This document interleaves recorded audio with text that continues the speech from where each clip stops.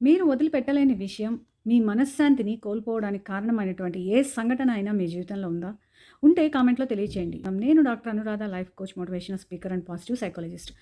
ఎన్నో ప్రేరణాత్మకమైన కథలు, స్ఫూర్తిదాయకమైన విషయాల కోసం మార్క్ 3 మినిట్ మోటివేషన్ నా ఛానల్‌కి సబ్స్క్రైబ్ చేసుకోండి. బెల్ ఐకాన్ మాత్రం ప్రెస్ చేయడం మర్చిపోకండి. కొన్ని వదిలిపెట్టలేని విషయాలు, కొన్ని బంధాలు మనకి భారంగా మారొచ్చు. మనశ్శాంతి కోల్పోవడానికి కారణం కావచ్చు. ఒక వలగా మారొచ్చు. లేదా బలహీనతగా కూడా మారొచ్చు.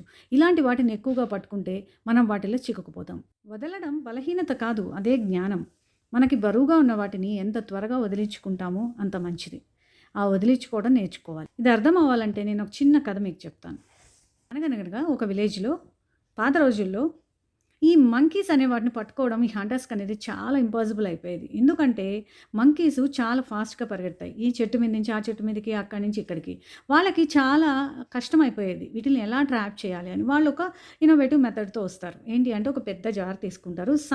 దానికి నారో మూతి ఇట్లా ఉండేది తీసుకుంటారనమాట.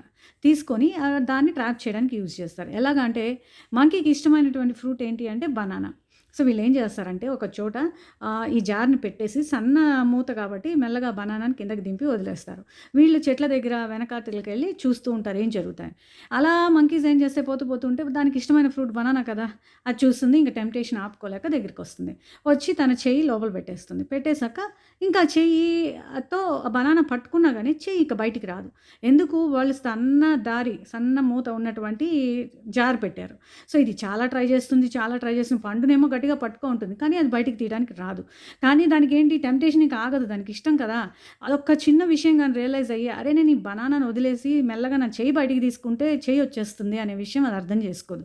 ఎంతసేపు బనానాతో పాటే నా చెయ్యి బయటికి రావాలి అని ప్రయత్నిస్తుంటుంది.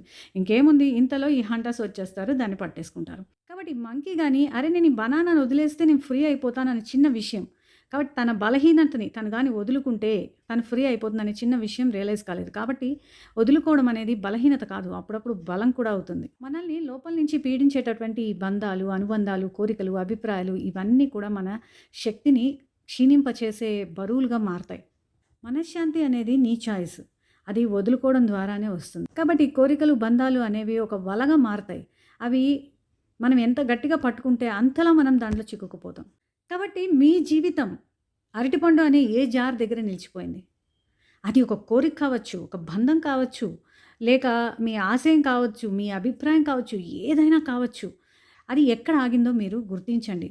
గుర్తించి ఒక్కసారి దానికి మరీ అటాచ్డ్‌గా కాకుండా ఒక్కసారి దాన్ని వదిలి చూడండి. మీరు ఎంత ప్రశాంతంగా, ఎంత తేలికగా అయిపోతారో మీరే ఆశ్చర్యపోతారు.